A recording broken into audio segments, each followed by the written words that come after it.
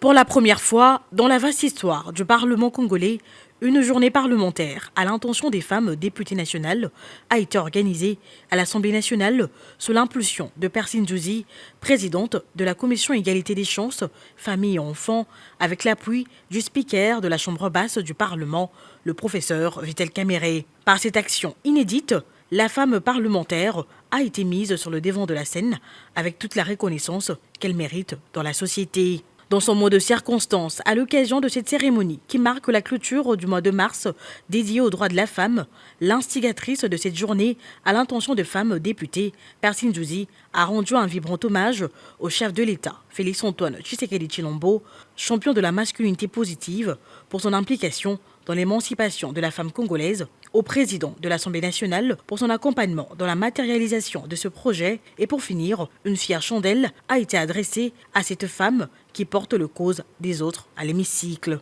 Au nom de la Commission Égalité des chances, famille et enfants, nous rendons ainsi hommage aux femmes parlementaires d'hier, d'aujourd'hui, celles qui ont osé lever le coin du voile et démontrer que la contribution de la femme dans cette construction d'une société que nous voulons équilibrer depuis la cellule de base, à savoir la famille, valait et vaut toujours son pesant d'or. Il s'en est suivi une succession d'interventions aussi pertinentes les unes que les autres, retraçant l'historique de la participation de la femme dans la gestion de l'Assemblée nationale, ses combats et ses défis, notamment le sexisme, la misogynie et le harcèlement qu'elle subit dans ce milieu. Sur sa route pour la conquête de l'hémicycle, la femme s'est battue pour atteindre sa représentation actuelle au sein du Parlement, passant de 12 lors de la toute première législature dans les années 60 à 68 lors de l'actuelle législature. Une avancée à pas de tortue, mais une avancée tout de même. Et pour maximiser cette progression, des propositions ont été faites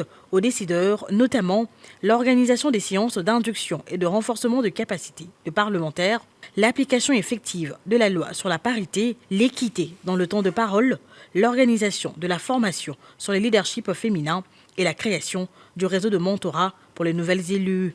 Représentant la première ministre Judith Suminwa Tuluka, la ministre d'État aux Affaires foncières, Akassia Bandoubola, a abordé la question de la création d'une société totalement équilibrée et égalitaire pour permettre à la femme d'être le levier du développement social. Vous êtes les piliers d'une démocratie renouvelée, où le leadership féminin brille par son excellence et son intégrité. À vous, chère lauréate, récompensée pour vos services rendus à la nation, votre parcours devrait inspirer chaque Congolais et Congolaise. Vous prouvez que même dans l'adversité, le mérite et le travail acharné triomphent.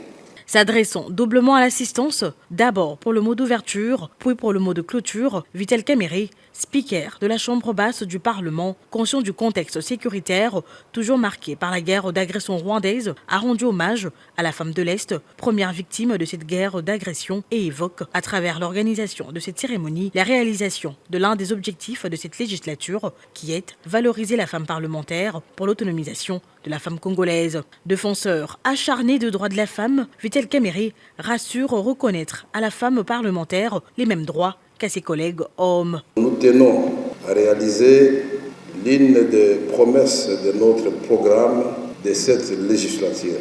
Valoriser la femme parlementaire pour l'autonomisation de la femme congolaise. L'Assemblée nationale a démontré que la femme a sa place dans la Chambre basse, que ce soit dans les missions de la diplomatie parlementaire. Cette journée intervient dans un contexte douloureux où à chaque seconde, chaque minute qui passe, nous comptons des morts, nous comptons des femmes violées. C'est la femme et l'enfant qui sont les premières victimes de cette guerre d'agression que nous condamnons encore une fois avec fermeté. Autre temps fort de cette journée parlementaire, placée sous le thème « Les femmes parlementaires, historiques, statistiques, défis et rôles à jouer dans le contexte de la guerre », la reconnaissance témoignée par cette femme parlementaire à l'égard de ses pairs.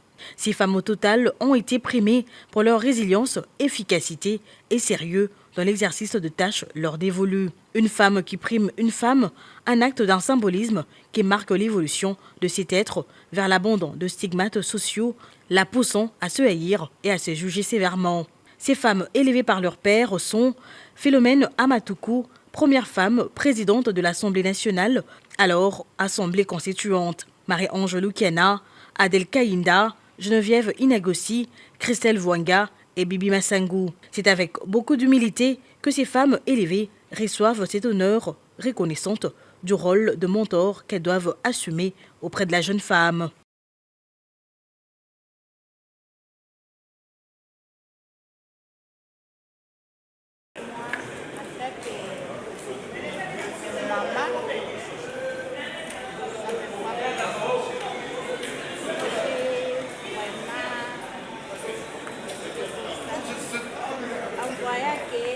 Les femmes sont maintenant utilisées comme armes matérielles. C'est vraiment désolant. Il faut que le gouvernement sache que les mamans aussi elles sont utiles à la société, elles sont utiles dans le gouvernement. C'est ça mon doléance. Oui, honorable. Vous préconisez la paix par des prières. Et tous les moments, je pense que tous les moments sont en train de prier pour notre situation. C'est ça mon fils. Je crois qu'aujourd'hui aussi, j'irai à Kama pour prier pour ça. C'est ça les prières de nous en tant que maman.